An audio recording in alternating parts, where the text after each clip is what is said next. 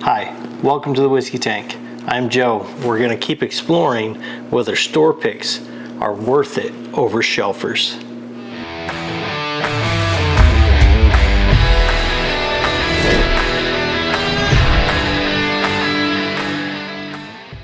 Welcome to the Whiskey Tank. I'm glad you stopped by. If you're back, continuing, thank you for checking me out again. If this is your first time here to the channel, that's awesome too. I appreciate you stopping by. Today we're going to go ahead and talk about one of the bourbon world's most controversial whiskeys. This is Blanton's. Most people have heard of it, seen it, whether or not you saw it in a John Wick movie or you saw it sitting in a bar and you said, ooh, that's a real pretty bottle. However you came across it, it is a staple in the whiskey world. So it's becoming a little bit more readily available. For a long time, this stuff was near impossible to find, and when you did find it, you ended up overpaying for it. I know that there's still places that it's harder to find. I will say this much, I don't believe, in my opinion, it's worth overpaying, but hey, it's your money, man. You spend it however you want it. That's completely up to you. But what we're going to talk about today is, as elusive as this bottle might be, store picks are even harder to find. Is it really worth finding? So I've covered a little bit in the previous video that sometimes store picks are a little bit off profile from what shelfers are. So that can make for some interesting flavors and noses on some of these bottles. So this particular bottle I was able to find at Valley, which is just recently moved over in Hagerstown, Maryland to a new location. They're called the Bodega, I believe.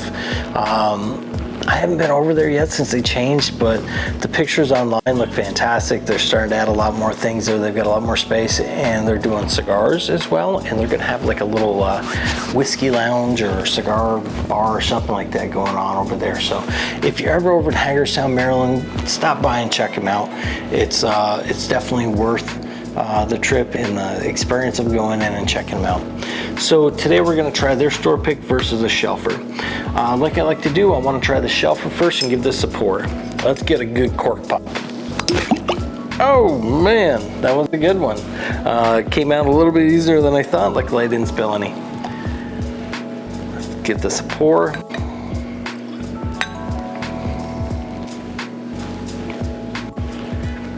Now, for those of you who care, this particular bottle was dumped on October 21st, 2024. They're all 93 proof. This one was Rick number 2. Okay, so it was a lower Rick for them, and they're all warehouse age. This particular bottle is from Rick 23. It was dumped on September 25th of 2023. Or I'm sorry, this is bottle 23. It's from Rick 44. So we're gonna see a big difference in the height of those Ricks too. Let's go ahead and open this up and get into it. I always love opening new Blantons. So the wax came off in one ring. Cool. Does that mean I get a wish? I don't know. Let's go for that cork pop. Oh, it was a fun one. It was a high one.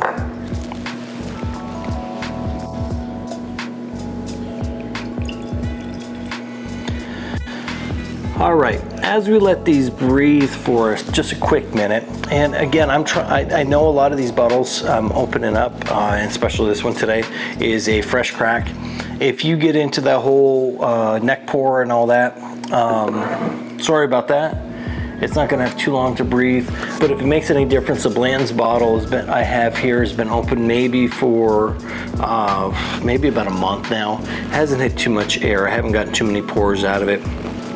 So hopefully that doesn't make too big of a difference with it. But let's just talk about the whiskey that's in the glass today. So Blanton's is from Buffalo Trace, right? So It's probably the most famous, if not one of the most famous distilleries, legacy distilleries in the world. A lot of people know it. They offer a lot of different varieties of whiskey. A lot of them are hard to find. What I consider to be its entry level is Buffalo Trace. And after that, you've got like Bland's, you've got Eagle Rare, you've got the Weller lineup, you've got the Stag, which used to be Stag Junior, and you've got the BTAC lineup, which is like your George T. Stag, your William LaRue Weller, your Sazerac 18, your Handy. You've got your bottles like that, and now they've got Eagle Rare 17, and in fact they're going to have a E.H. Taylor, which is also part of the Buffalo Trace family. They're going to have a BTAC for that this year too, so that'll be kind of interesting. Hey, let's see how this is on the nose. We're going to start with the Shelfer today. Okay, so I'm getting a lot of the classic Buffalo Trace smells from this, and a lot of the classic Blanton. So I'm getting a little bit of apple, some grape notes in there too, a little bit of grape candy. Sometimes I get that with this. I get, of course, like some caramel, some vanilla, but predominantly apple. And so I find apple a lot with this bottle, as well as like John J. Bowman. I get a lot of apple smells off from this, and I'm getting that off from this bottle today.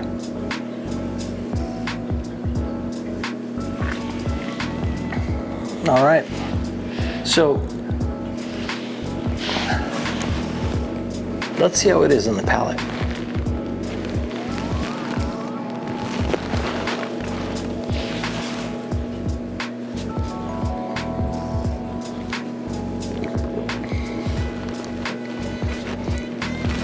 Okay, so it's a 93 proofer, so listen, your socks will stay on your feet, 100% chance. You don't have to worry about that. But it's very sippable. It's actually got a pretty decent finish. I'm getting from this today, because the finish is going on a little bit. It's causing a little mouth watering. I get that transfer from the nose to the palate of the apple. I also get some rock candy off from it, so like some hard sugar coming across on it too. I'm not getting a lot of caramel kinds of sugar flavors, so none of the darker sugar flavors. I'm getting like a bright, like candy type sugar.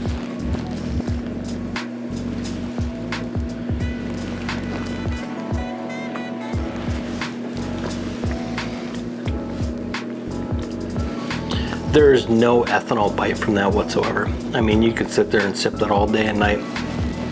A lot of people are gonna hate on this bottle, and they're gonna tell you, it's not worth it. I equate it to like Starbucks coffee, right? So people wanna hate on anything that's successful. I'm trying to see more of the good in things. It got successful for a reason. It's not just a pretty bottle. Starbucks made it because they had a good product, right? And so whether or not maybe locally they're able to keep that up or not, that's to be brought into question. But initially it was good. Bland's is the same way. The thing is though, it's hard to get because they kind of limit the production and they limit the releases. And so that makes some people hate on, right? So I think it's a very sippable bourbon. It really is. Hey, let's check out this store pick. Again, this one's from Valley or Barrel Bodega in Hagerstown, Maryland.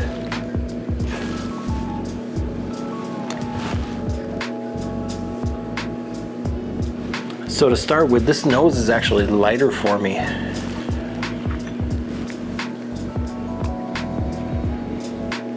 I'm not really getting a lot. I'm gonna try a little trick here. Follow along with me. I sometimes carry these over here. It's just a little K-cup pack of coffee. Cafe Bustelo, by the way. I'm gonna reset my nose. I'm not sure if I'm getting the full smell because I'm not getting a lot off from this right now. Okay, there it is. Okay, so I'm getting actually a little bit more grape off from this than the apple that I normally get. So sometimes, like with Eagle Rare, I get like a grape, and sometimes in rare cases, when I get the Unicorn E.H. Taylor bottle, I get some grape in that too. But I don't ordinarily get a lot in Blanton's. But with this particular bottle here, I'm getting a little of that grape smell.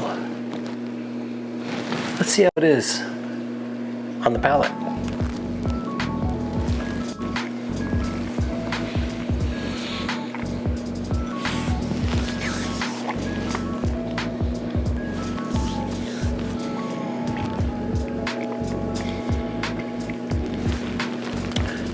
Okay, so for me, the flavor on this is a little bit more intense. With this, I am getting some of that brown sugar and caramel. I'm not getting a lot of grape that transferred over the palate, but I'm getting your classic bourbon flavors, right? I get vanilla, brown sugar, caramel.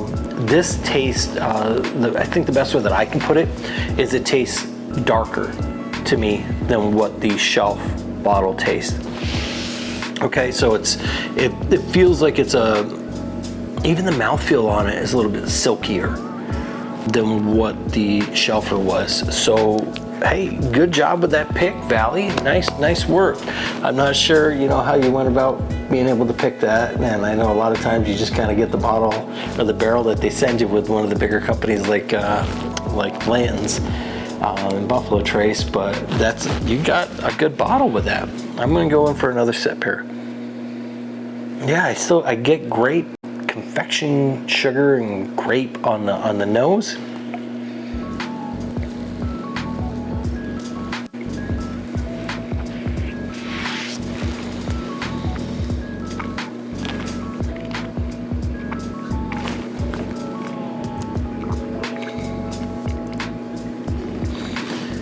That is quintessential bourbon. That's got all the right stuff that I like in a classic bourbon. It's nothing that stands out as far as like getting a lot of those exotic flavors.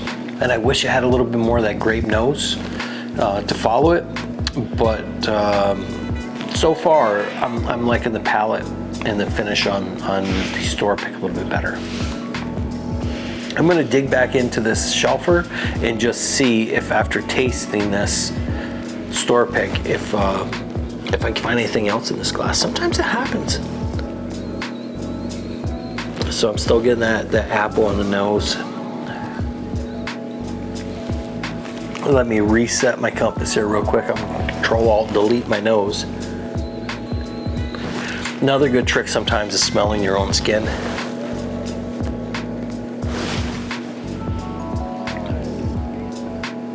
Yeah, I get apple in this,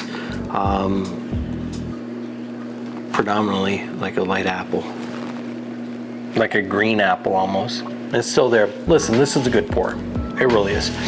In this case, it's worth the hunt for a store pick, at least in my opinion, at least with this pick. So this pick, I'm really glad I picked it up. I didn't give too much more for it. So I'm fortunate being close to Virginia. I live in West Virginia right now, and I'm able to go down to the Virginia ABC. So this is the DMV. It's Delaware, Maryland, Virginia, DC area. So I'm able to hunt a lot of different spots. I'm fortunate enough to be able to go down to the ABC and find Blanton's bottles on the shelf. They used to be a little bit cheaper. The price is $74.99 now, I think, is the MSRP when you find them in Virginia. And up in Maryland, they're a little bit more. But this bottle I paid, I want to say it was $109 for this store pick. And I'd buy another one, let's put it that way. So I think for the price increase of what, $35, for me it's worth it. So that's my pick. Store pick today was worth it. Thank you for logging on today and coming and see me and stopping by. If you haven't, please go ahead and subscribe to the channel. I'm brand new to this, and I want to, start taking this bourbon trip and whiskey trip with everybody and seeing what we can learn from each other. I love it if you leave comments and let me know what I can do and bring you as far as like reviews and stuff. I've been fortunate enough to put together a halfway decent collection in, and I'll open any dang bottle I have. And I mean, that's just the way I am. I think bourbon's for drinking and bourbon's for sharing. So I really appreciate being able to share a sip of this bottle today with you. And I look forward to being able to share other bottles with you in the future. So again, if you haven't yet, please subscribe to the channel and follow along with this series. I'm doing a lot of different store picks versus shelfers to see if there's actually a difference in those. And I appreciate you stopping by.